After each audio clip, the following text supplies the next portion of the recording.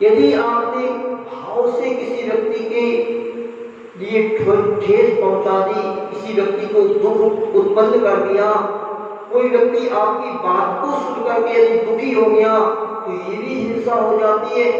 कहते ना,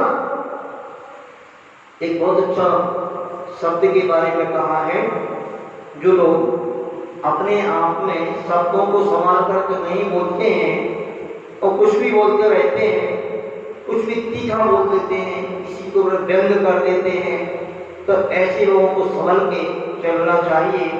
क्योंकि आपका एक शब्द किसी व्यक्ति के लिए तीर का काम कर सकता है, गोली का काम कर सकता है। कहते ना, गोली चुभ जाए पर गोली नहीं चुभती। कोई कोई व्यक्ति ऐसी बोली बोल देते हैं ना, ऐसे कठोर शब्द बोल दिया करते हैं कि वो व्यक्ति को चुभ जाता है, तो वो हिंसा है। इसलिए कहा है, शब्द तोल कर बोलिए, शब्द के हाथ ना पाओ, एक शब्द औषध करे, एक करे है घाव।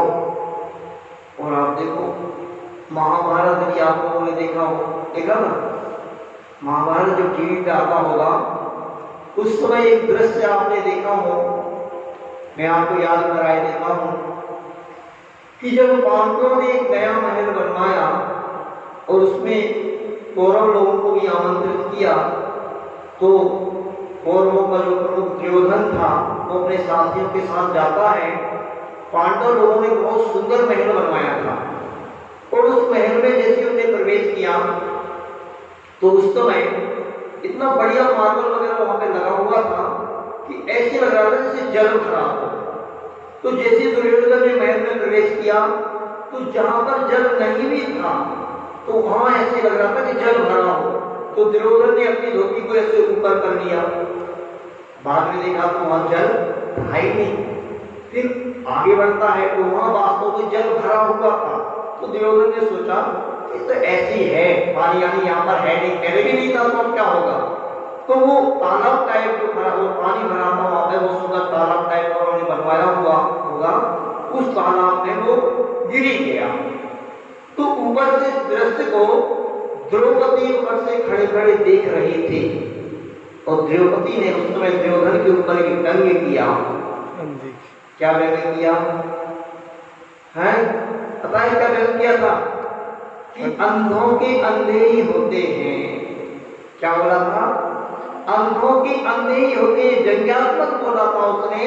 और बस वही बात दुर्योधन को छू गई और आप देखो कितना बड़ा महाभारत खड़ा हो गया। उसी समय एक पंक्ति और उसमें शायद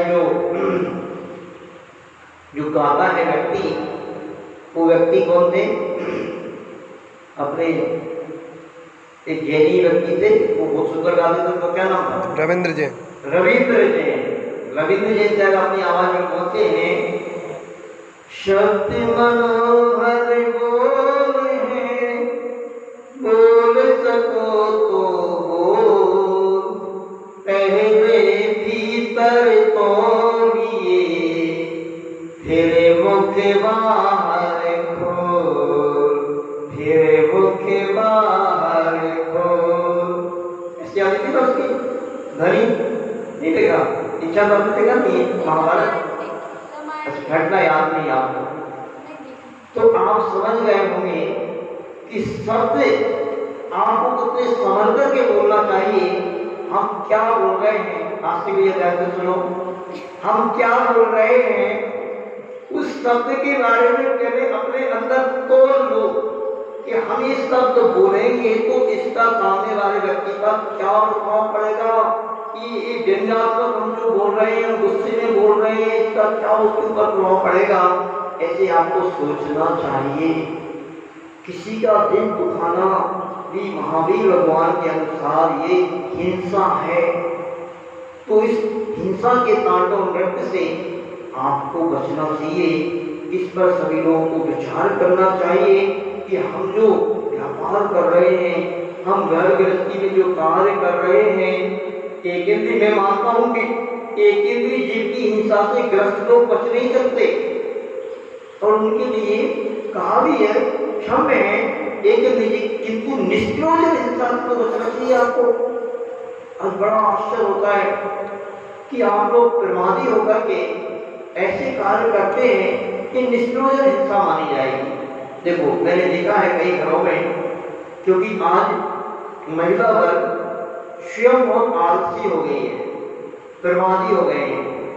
और बड़े बड़े शहरों में, दिल्ली जैसे शहर में तो बड़े बड़े रईस लोगों के यहाँ पर बर्तन वाली लगी ही रहती है, बगैर बर्तन वाली, बगैर कपड़े वाली कि तो रईस को काम ही नहीं चलता। अब तो भोजन वाली भी आ गई होगी, और आया कई लोगों क्या भोजन वाली भी लगी है। मतलब ये महिला इतना आलस और प्रमाद कर रहा है कि वो भोजन भी वह नौकरों से बनवाते हैं लोग। और ध्यान रखना, नौकर के पास कोई विवेक नहीं होता है, नौकर तो नौकर होता है। यहाँ तक लोग मंदिरों में भी अब नौकर को लगाने लगे। और मैंने एक बार देखा साक्षात दृश्य कि हम धार्मिक क्षेत्र में भी हिंसा से नहीं बच पाते हैं। कैसे? एक बार मैंने एक दृश्य देखा, वो गजब का, आपको आंखें खुल जाएंगी। जो लोग मंदिरों में नौकरों से काम कराते ना, तो दिल्ली में तो प्रत्येक मंदिर में नौकर लगा ही हुआ है। वह भी कौन सा नौकर लगा है? अजीब व्यक्ति लगे हैं। इतने दिल्ली वाले भामाशाह होकर के, रईस होकर के मंदिर में कंजूसी करते हैं। मंदिर में मैंने देखा, एक बार हम लोग कृष्णानगर गए थे और भी सभी जगह मैंने देखा कि वहां पर ये लोग क्या करते हैं, पैसा बचाने के लिए या जो भी उनकी राजनीति हो, वो ब्राह्मण लोगों को रखते हैं। वही व्यक्ति ब्राह्मण व्यक्ति पुजारी है, वही माली है, वही कर्मचारी, वही झाड़ू पोछा लगा रहा है, तो वही द्रव्य सामग्री उठा रहा है, तो वही द्रव्य सामग्री धो रहा है। उनको कोई विवेक विचार नहीं रहता। ध्यान रखना, मैं जो घटना सुना रहा हूँ आपको, वह घटना तो मैं जैनी व्यक्ति की सुना रहा हूँ कि जैनी भी ऐसे कर जाते हैं। वो पुजारी जैनी था, जो मैं घटना आपको सुना रहा हूँ वो जैनी था। तो मैंने अपने ग्रस्तवता की बात बता रहा हूँ आपको। मैं स्वयं जिस मंदिर में जाता था, वहां का जो पुजारी था वो जैनी ही था। किंतु देखो ऐसा होता है कि आजकल सारे के सारे लोग रेडीमेड काम करना चाहते हैं। मंदिर में भी सेठ लोगों के लिए रेडीमेड द्रव्य सामग्री तैयार चाहिए, उनके लिए द्रव्य सामग्री तैयार चाहिए। सेठ जब पहुंचे तो उनको थाली लगी हुई हो, जैसे बफर सिस्टम में सारा जमाया मिलता है और आप आकर के भोजन करने लगते हो, ऐसे ही मंदिरों में भी आपको थाली सही सजाई चाहिए। भाई सेठ क्या रहा है, उससे पहले 5 बजे से शुरू हो जाता है द्रव्य सामग्री का धोना। सेठ जी आकर गुस्सा होंगे, फिर बेचारा पुजारी क्या करे। इतनी सारी थालियां लगाना है, कुएं से पानी भी भरना है, इतने सारे बर्तनों को धोना है, सारा का सारा जब एक ही व्यक्ति करता है, ध्यान रखना, तो वो भारे का पवारा करता है। बुंदेलखंडी में बोलते हैं ना, भारे का पवारा, मतलब और यानी कि इच्छा नहीं है तो भी काम करना पड़ता है उसको। मैंने देखा उस समय, मैं आपको जो घटना बता रहा हूँ कि उस पुजारी ने चावलों को डिब्बे में से निकाला और निकाल करके गरम गरम प्रासुक पानी तो रहता ही है, गरम गरम प्रासुक पानी उस चावल में डाल दिया। आओ देखा ना, आओ उसमें डाल दिया। और उसमें जब मैं स्वयं पास में खड़ा था, मैंने देखा कि उसमें से त्रिरूला, बहुत सारे त्रिरूला जो 3 इंद्रिय जीव कहलाते हैं, वो ऊपर अफराने लगे और गरम गरम पानी में वो मरी गई। ऐसी हिंसा, ये बताओ, ये आपकी आलस में हिंसा है, प्रमाद में हिंसा है। पहले एक जमाना हुआ करता था, एक बहुत अच्छा संस्कार मुझे याद आ रहा है कि पहले लोग कैसे सावधानी रखा करते थे। मैं मानता हूं कि आचार्य भगवान शमंतपद स्वामी ने कहा है सोमे सूत्र में कि सावत्वलेशो बहुपुण्य रासो। ऐसा एक श्लोक आता है कि जो भी आप धार्मिक क्रियाएं करते हैं, उन धार्मिक क्रियाओं में यदि कोई थोड़ा बहुत सावध होता भी है, सावध का मतलब पाप होता है, जैसे आप मान के चलिए मंदिर में द्रव्य सामग्री धोते हैं, कुएं से पानी खींचते हैं, द्रव्य सामग्री को धोते हैं, और तो इसमें थोड़ा बहुत पाप तो होता है, किंतु वो थोड़े बहुत पाप की बात आप माफ है, किंतु अविवेक पूर्वक क्रिया करने से तो आपने पाप का बहुत बड़ा पहाड़ी पाप किया अपने सिर पर। तो ऐसे नहीं करा करते थे पहले के लोग। पहले के लोग कभी मंदिर में पुजारी नहीं रखते थे।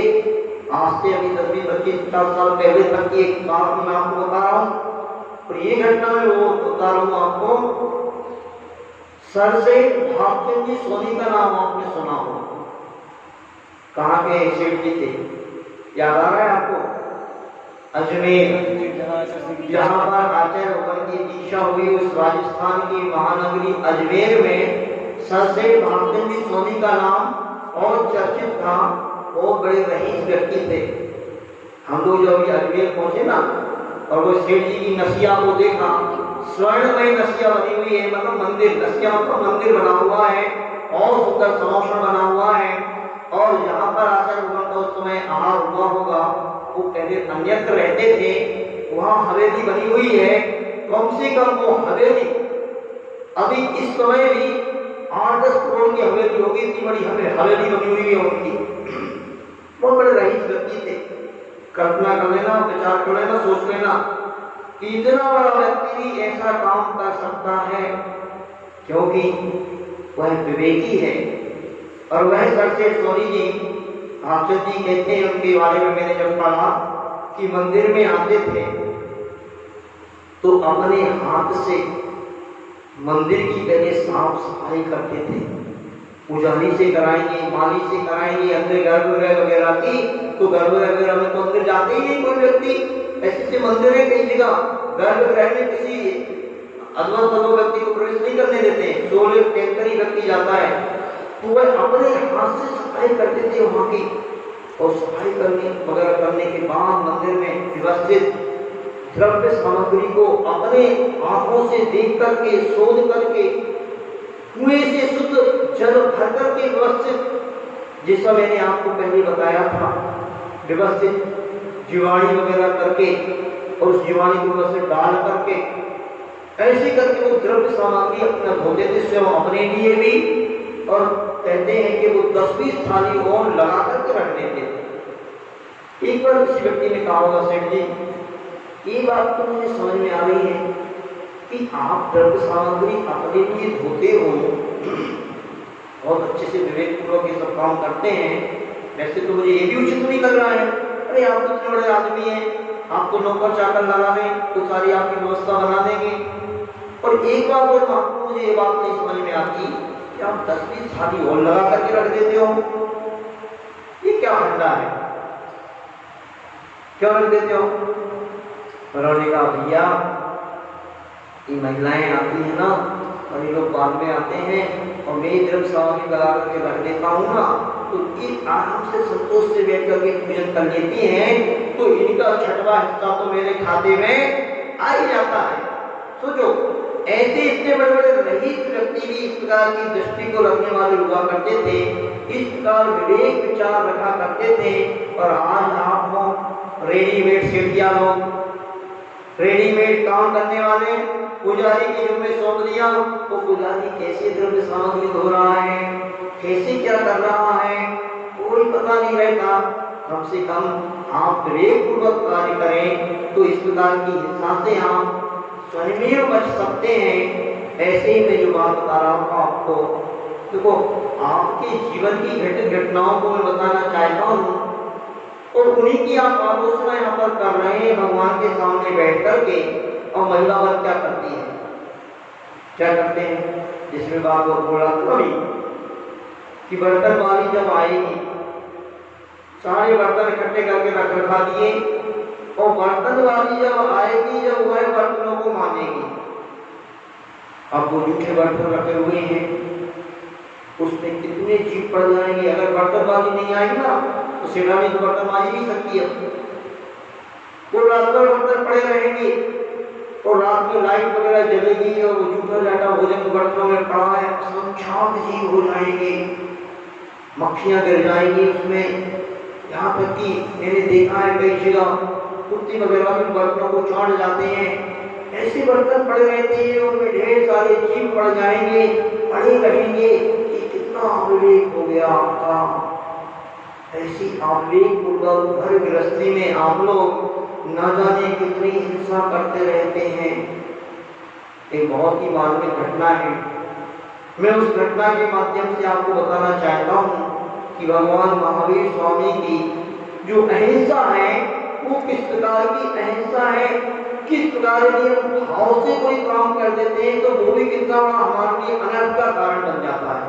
एक बहुत अच्छी घटना है, सुनो ध्यान से सुनना, बड़ी रोचक घटना है। ये घटना शास्त्रों में आती है कि उज्जैनी नगरी के जो राजा थे महाराज यशोध, उनका एक पुत्र था यशोधर। और पहले ऐसा ही हुआ करता था, जो भी राजा लोग होते थे जब उनकी अपनी उम्र हो जाती थी, पुत्र राज को संभालने वाला हो गया तो राजा लोग अपने पुत्र को राज देकर के दीक्षा ले लेते थे। ऐसे ही राजा साहब ने किया। महाराजा यशोध ने अपने पुत्र यशोधर को राज्याभिषेक कर के राजपद पर बिठा दिया और वह दीक्षा लेकर के वन में चले गए। ऐसे पहले लोग गृहस्थ लोग भी ऐसे करते थे, ध्यान रखना, गृहस्थ लोग भी पहले ऐसे ही करते थे कि अपना पुत्र यदि अपनी दुकान को संभालने वाला हो गया, अपने परिवार को संभालने वाला हो गया तो फिर बस पिताजी दीक्षा ले लिया करते थे। ये परंपरा पहले चलती थी, आज ही लुप्त हो रही है। आज तो 80 साल के दादाजी को भी फुर्सत नहीं है, और वो हमारे दादाजी कितने साल के थे होंगे, 60-65 साल के, 60-65 के तो होंगे, और वही दुकान संभालते हैं, उनको दुकान से फुर्सत नहीं है। अब इसे भी नहीं करते ना। 80 साल के 70 साल के दादाजी को भी सुबह से 6 बजे से जाकर के दुकान पे बैठना है, मतलब वो इस प्रकार से इन्हें घर गृहस्थी के जाल में, मकड़ी के जाल में उलझ गए हैं कि उससे निकल नहीं पा रहे हैं।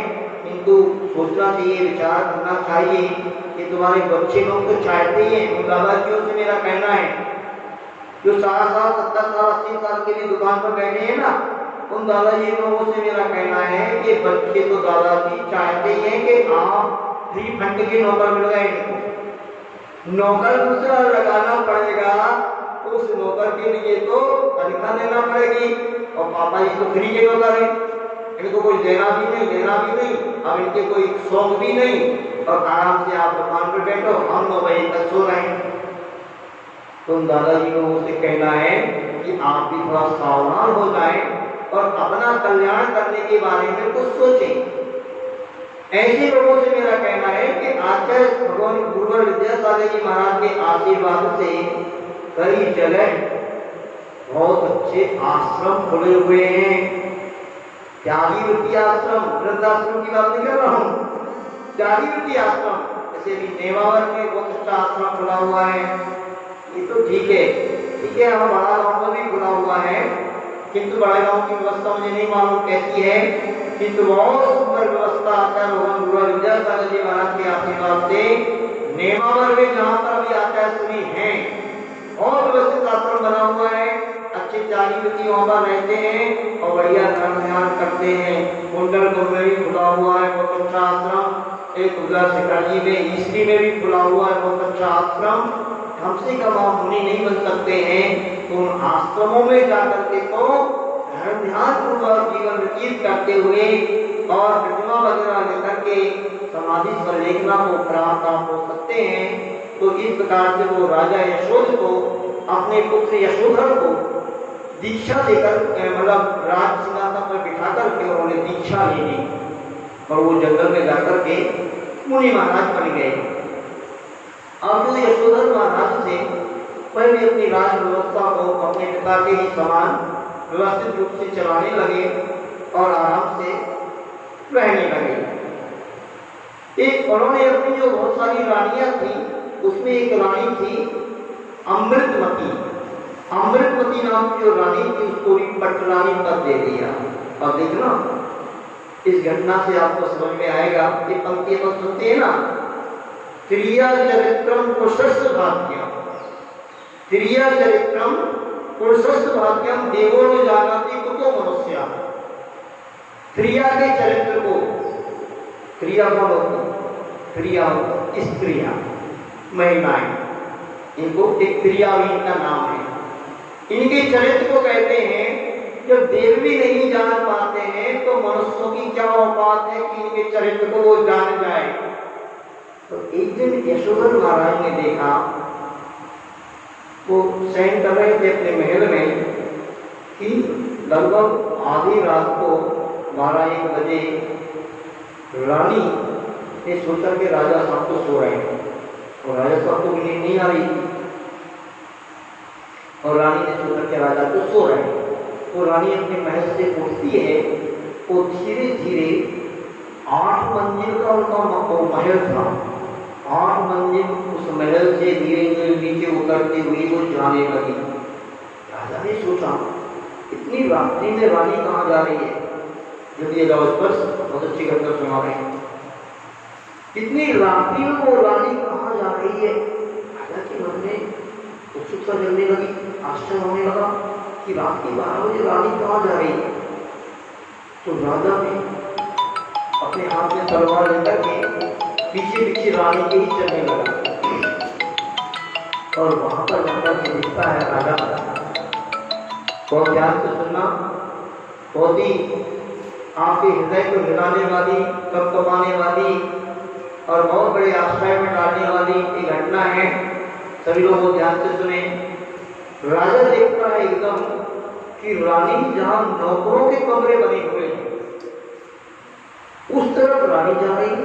राजा ने सोचा कहाँ जा रही है रानी, और रानी जाती है तो जहां पर एक घुड़सवार यानी घोड़ों की जो सेवा करता था, ऐसा एक नौकर रहता था एक कमरे में, उस नौकर के कमरे में जाकर के रानी अंदर प्रवेश हो गई। वो नौकर था, सुनो, वो जो नौकर था वो घुर्राटे देकर के सो रहा था बढ़िया, और वो थाली कैसा जानते हो, कुगड़ा था, कुगड़ा, वो जिसकी पीठ ऐसे पीछे से निकली सी रहती है, यानी देखने दाखने में वो कोई अच्छा नहीं था वो। और रानी जाकर के उसके पैर दबाने लगी, पैर सहलाने लगी। किसके पैर दबा रही रानी? उस कुगड़े की, नौकर के, जो घोड़ों की सेवा करता था। धीरे धीरे जब रानी पैर दबाने लगी तो उस कुगड़े नौकर की आंख खुली, खुलते ही वो आगबबूला होने लगा। क्यों, इतनी देर कैसे हुई? गुस्सा होने लगा वो। तो अब राजा कहाँ, राजा भी पीछे पीछे चला गया है, ध्यान रखना, और राजा कमरे के बाहर ही खड़े होकर के सारा दृश्य देख रहा है। देखते तो राजा के तो होश उड़ गए, ये क्या हो गया। और कहते हैं कि वो ऐसे उसके पैर सहलाते सहलाते ही उसको बनाने लगी, और बनाते बनाते और दोनों को लोग विषयों का भोग करने लगे।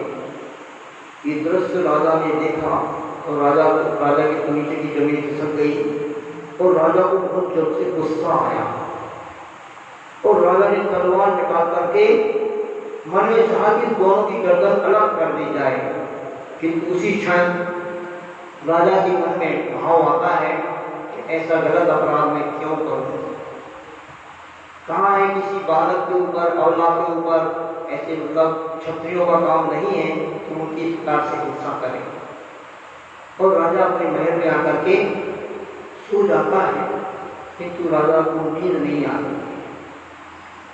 वो विचारने लगा, राजा मन में सोचने लगा कि देखो इस संसार की कैसी विचित्रता है, देखो इस संसार कितना आसार है, शरीर नश्वर है, और ये इंद्रियों के भोग जो है भावों में दुख देने वाले हैं, इस प्रकार इनका स्वभाव है, और फिर भी ये व्यक्ति कैसे कैसे अनर्थ कर जाता है, देखो इतना बड़ा अनर्थ। और राजा के लिए इस घटना से बैराग आ जाता है, और राजा मन में विचार बनाता है कि अब तो मैं भी ऐसे घर में, ऐसे परिवार में रहने से क्या मतलब है।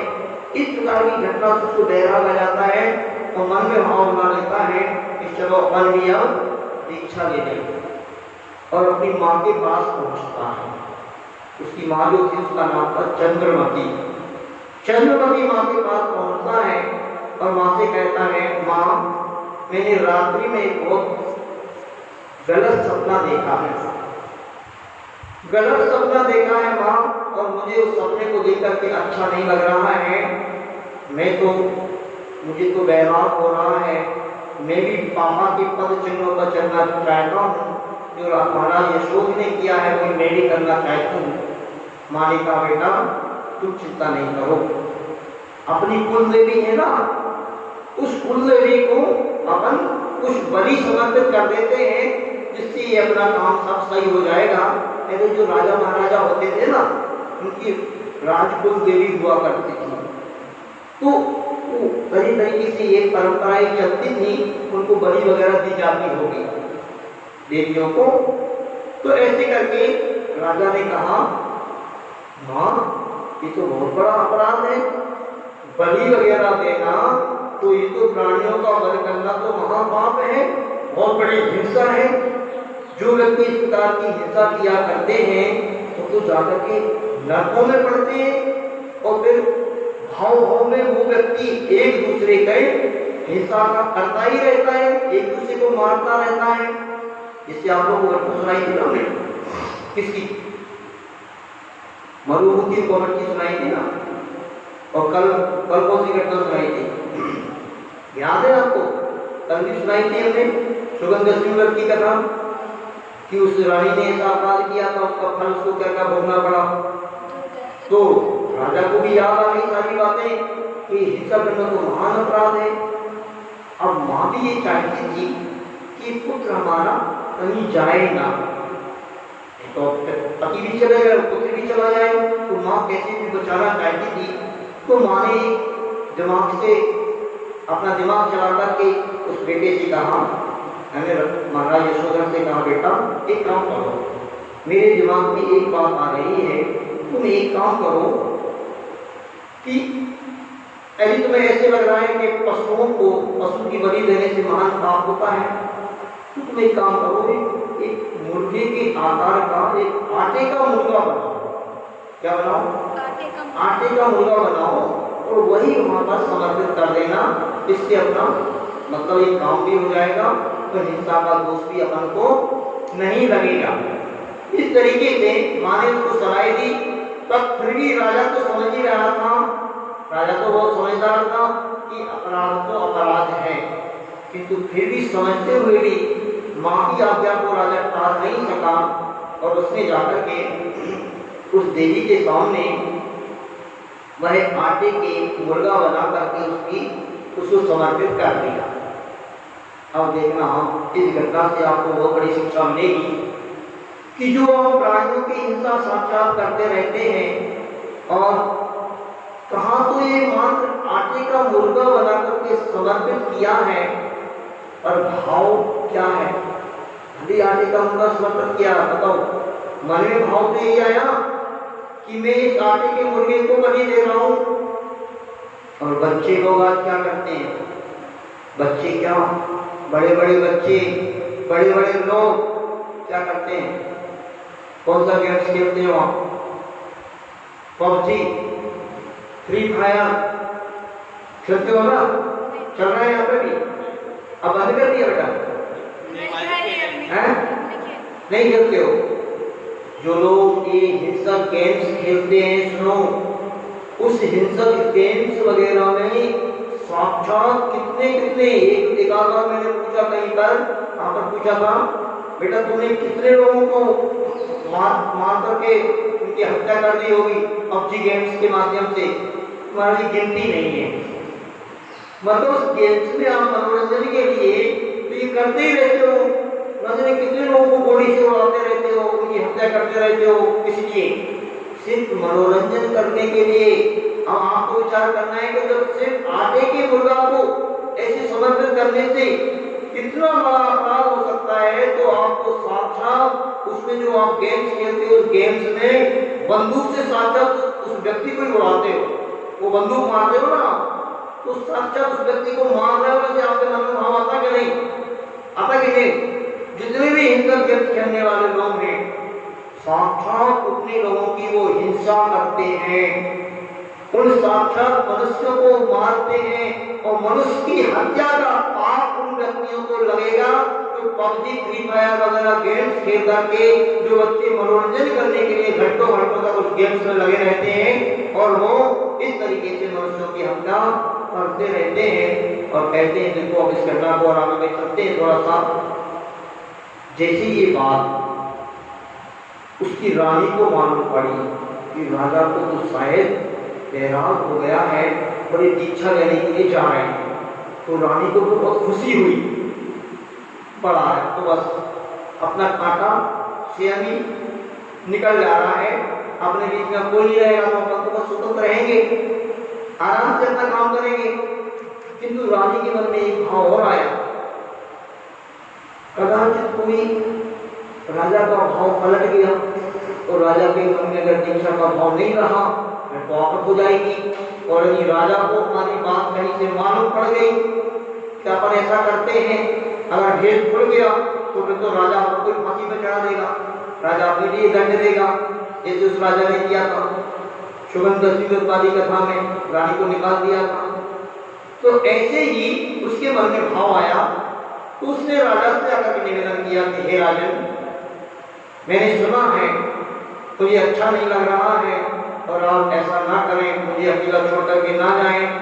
मन में राम बगल में छुरी, मन में तो ये चल रहा है, बचनों में तो ये चल रहा है अंदर, किंतु मुख में राम बगल में छुरी, ऐसे कहावत है। तो रानी ने बहानेबाजी अपनी जो स्त्रियां महिलाएं करती नाटक नौटंकी प्रारंभ कर दी मायाचारी। उसने कहा राजन एक निवेदन है, यदि आप जाना ही चाहते हैं, मेरा तो भाव कभी नहीं है कि आप मुझे अकेला छोड़ करके जाएं, सारी जो प्रपंच करना था वो सब पासे चला दिए राजा के सामने। किंतु राजन फिर भी मेरा एक निवेदन सुन रहे हैं आप कि कल जो अपने कुल देवी को बलि दी है उसके उपलक्ष्य में आज राजमहल में उत्सव है और उस उत्सव में आप सम्मिलित होकर के मुझे प्रदान करें। तो राजा ने कहा ठीक है कोई बात नहीं, आपके उत्सव में शामिल हो जाते हैं। और रानी ने बहुत बड़ा उत्सव किया था। इन उत्सव का क्या था, उत्सव इसलिए किया था कि उसके चाल था क्रिया चरित्रम उस भाग्यम कुतो न जानती देवो न जानती कुतो मनुष्य, और रानी की चाल थी पूरी। रानी ने राजा को भी और उसकी जो माँ थी उन दोनों को विशेष रूप से आमंत्रित किया और बहुत चेहरे वगैरह मिलाकर के बहुत सुंदर सुंदर मोदक बनाए, लड्डू बनाए और राजा से कहा कि राजन ये मेरे इस विशेष उत्सव पर मेरे पीहर से आई है वो बढ़िया मिठाई, ये जरूर खाना। और परोस दी, किसको परोस दी? विशेष रूप से राजा को, और जो राजा की माँ थी उसको परोस दिया। और जैसे ही उनने मोदक खाया और लड्डू खाया तो जहर मिला हुआ था। और कहते हैं वो दोनों मूर्छित हो गए और मूर्छित होकर के मरण को ही प्राप्त हो गए। और महारानी ने अपनी क्रिया चरित्र शुरू कर दिया, जोर जोर से रोने गाने लगी। और देखो अब क्या इस हिंसा का फल प्राप्त होता है। दोनों जो राजा और जो यशोधर महाराज थे और उनकी जो माँ थी, उन्होंने जो बलि चढ़ाई थी, उस आटे का मुर्गा चढ़ाया था।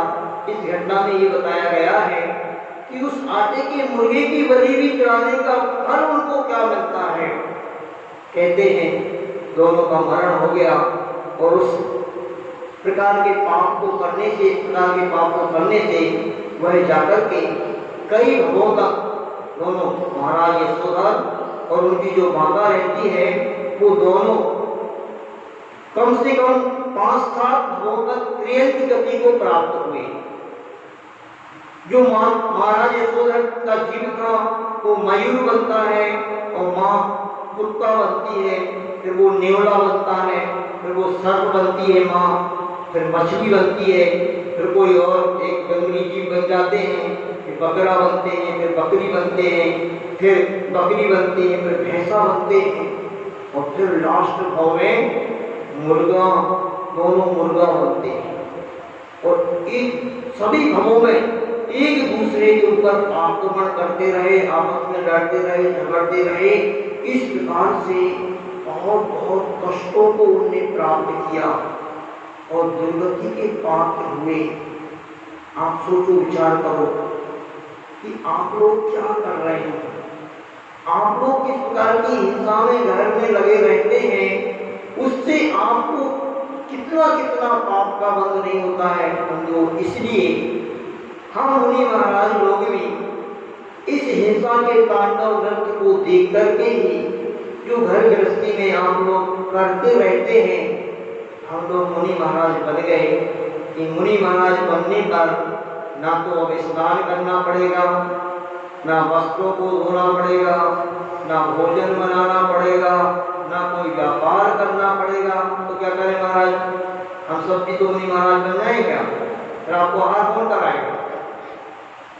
मैं ये नहीं कह रहा हूँ हर कोई व्यक्ति मुनि महाराज बन भी नहीं सकता। ध्यान रखना, मुनि महाराज बनने के लिए तो बहुत बहुत पुण्य की आवश्यकता होती है।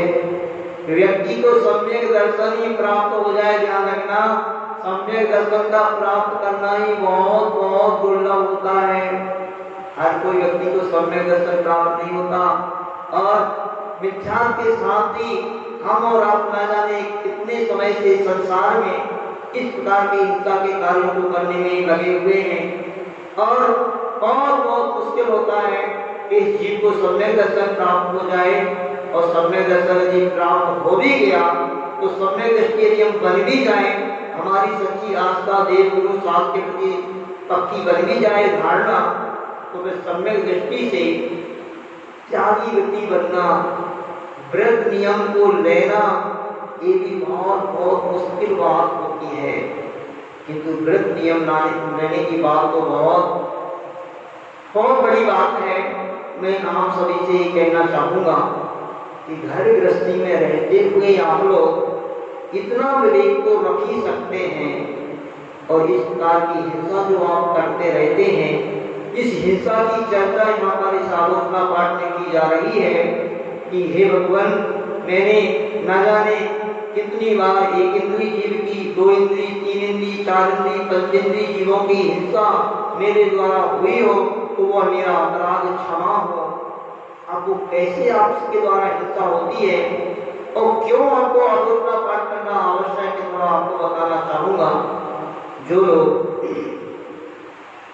घर में रहते हुए आज इतने आलस और प्रभाव में चले गए हैं, इतनी सुविधाएं आपके पास आ गई हैं, देखो विचार तो करो। मैं उन दिनों को याद करता हूं कि जब वो समय रहता था कि सिललोड़िया पर मसाले पीसे जाते थे। कभी देखा? दीक्षा का आपने देखा? उस समय मिक्सी नहीं होती थी, या तो लोहे का खल मूसल होता था, उसमें डालकर के मसाले वगैरह पीसे जाते थे, उसमें बहुत मेहनत लगती थी। उससे पहले सिललोड़िया पर मसाले पीसे जाते थे और बहुत अच्छा समय था वो। ध्यान रखना, एक राजीव दीक्षित नाम के बहुत अच्छे व्यक्ति हुए हैं, अब तो नहीं है वो, बहुत अच्छा व्याख्यान देते थे। आज जितनी महिलाएं रोगों से ग्रसित हो रही हैं, किसी की पीठ दर्द कर रही है, किसी का कोई शरीर में परेशानी हो रही है, तो ये महिलाओं को परेशानी क्यों होने लगी? ये महिलाएं आजकल बहुत आलसी हो गई। मतलब ये सारी सुविधाएं चाहती हैं और मेहनत कुछ भी नहीं करना चाहती। वो ऐसे कहता था कि महाराज, उस जमाने में जब महिलाएं सिर्फ कुएं से पानी भरती थी, उनकी मेहनत होती थी, सिर्फ हाथ से चक्की पीसती थी तो शरीर में मेहनत होती थी, और जब सिलवटिया पर मसाला पीसते थे तो मेहनत होती थी, तो कभी भी कोई महिला को अस्पताल में जाने की आवश्यकता नहीं पड़ती थी। नॉर्मल डिलीवरी होती थी सब महिलाओं की। और आज सबको अस्पताल में जाने की आवश्यकता पड़ रही है। किसी के घुटने दर्द कर रहे हैं, किसी की पीठ दर्द कर रही है, किसी की गर्दन दर्द कर रही है। ये सब अनेक प्रकार के रोगों से, परेशानियों से महिलाएं ग्रसित क्यों हो रही? बस ये सब चीजें छोड़ दी। किंतु मैं आपसे कहना चाहता हूँ, कोई बात नहीं, आपको इतनी बड़ी सुविधाएं जब मिल गई तो इतना आलसपन क्यों आपके अंदर? अब आपके पास मिक्सी आ गई, अब मिक्सी में आपको क्या करना है? मिक्सी में जो मसाला डालकर के बटन दबाना है और कुछ भी नहीं करना है, तब भी आप बाजार के मसाले ही उपयोग कर रहे हो। बाजार के मसालों का कोई भरोसा नहीं, ध्यान रखना। मैंने देखा है पहले स्वयं घर में कि धनिया में घोड़े की लीद मिला दी जाती है। क्या धनिया का रंग और घोड़े की लीद को सुखाने के बाद एक सा रंग होता है, दोनों को मिक्स कर देते हैं और बढ़िया मिक्सर करके और बढ़िया पैकेट में भर दिया गया और गोल्डी मसाले और तरह तरह के नाम लेकर के उनके लिए आज बाजार में आपके लिए जो मिल रहा है मिलावट क्या हो रही है कुछ नहीं कह सकती। तो आप लोगों से कहना है कि कहाँ तो अपना जैन धर्म और आपके कर्म, कहाँ जैन धर्म और आपके कर्म, कैसे कर्म? अरे अपने यहाँ जैन धर्म में बताया है कि 3 दिन से ज्यादा के मसाले बरसात के दिनों में, 5 दिन से ज्यादा के आटे मसाले गर्मी के दिन में और 7 दिन से अधिक की सर्दी के दिन में। यानी कितनी इनकी मर्यादा होती है? 3 दिन की बरसात में, 5 दिन की गर्मी में और 7 दिन की ठंडी में। इसके बाद ये जो मसाले रहते हैं, आटा वगैरह रहते हैं, इन सभी की एक्सपायरी डेट है, यानी इनकी मर्यादा निकल गई। इनकी ये मर्यादा निकलने के बाद 3 दिन, 5 दिन, 7 दिन इनमें उसी जाति के, उसी कलर के, उसी रंग के अनेक जीव पड़ने लगते हैं जो आपको आंख से दिखाई नहीं देंगे, कुछ दिन बाद दिखाई भी नहीं लगते, किंतु उसी के कलर के रहते हैं तो दिखाई नहीं देते और वह 2 इंद्रिय 3 इंद्रिय जीव तक उस मसालों वगैरह में पड़ जाते हैं, आटे में पड़ जाते हैं और आप बाजार के आटे मसाले वगैरह के आदी हो रहे हैं। कितना अनर्थ कर रहे हैं आप, जबकि आप एक छोटी सी चक्की अपने घर में रख सकते हैं, एक मिक्सी रख सकते हैं और उससे मर्यादित आटे मसाले वगैरह का उपयोग करके आप ये बेवजह की हिंसा से तो बच ही सकते हैं। आपको यदि विश्वास ना हो तो मैं आपको मेरी आंखों की बात बताना चाहूंगा कि जीव छोटे छोटे कैसे होते हैं। एक बार की बात है कि हम उस समय आचार्य भवन के संग में ही थे, रामटेक में। रामटेक में जो मंदिर बन रहा है लाल पत्थर से, वो पत्थर के बहुत बड़े टुकड़े होकर पड़े हुए थे। दीक्षु ध्यान से सुनो। तो मैं वहीं एक पत्थर पे जाकर के खड़े होकर के प्रतिक्रिया करने लगा और मैंने गौर से देखा वो उस पत्थर के कलर के अनेक अनेक जीव, हजारों की संख्या के जीव बिल्कुल सेम उस पत्थर के कलर के ही थे, उस पत्थर पे चल रहे थे। ये देखकर के आश्चर्य हुआ कि बिल्कुल पत्थर के कलर के ही जीव हैं, जीव समझ में नहीं आ रहे और उस पे चल रहे थे। तो ऐसे ही जो भी अमर्यादित आटे हैं, मसाले हैं, बहुत सारी महिला वर्ग क्या करते हैं, मुझे बहुत आश्चर्य हुआ। एक बार घर में ही देखा कि जो सोने का घी बनाते हैं घर में, तो आप जो दूध लाते हैं उस दूध से जो मलाई निकलती है, उस मलाई को आप अपने फ्रिज में कलेक्शन करते जाते हैं। कितने दिन का? 4-4, 5-5 दिन का। ऐसी गंध आने लगती है उसमें। अमर्यादित मलाई में, मलाई की मर्यादा कितनी है? 24 घंटे। उबल गया दूध तो मलाई की मर्यादा 24 घंटे की है। और बहुत सारी महिलाएं 4-4, 5-5 दिन की मलाई अपने फ्रिज वगैरह में रख के वो सोचते फ्रिज में खराब नहीं होगी। ध्यान रखना, कोई फ्रिज में कोई स्टोर नहीं रहता, गंध आने लगती भयंकर और उसमें संपूर्ण जीव पड़ना प्रारंभ हो जाते हैं। ऐसे कभी भूल के नहीं करना। अनेक अनेक जीवों का वो मलाई घर बन जाती है। यदि आप चाहते हैं कि शुद्ध घी आप बनाना ही चाहते हैं तो बस 48 घंटे की मलाई को आप व्यवस्थित करके उससे घी निकाल सकते हैं। अन्यथा आप अनेक अनेक जीवों की हिंसा के भागी बनेंगे।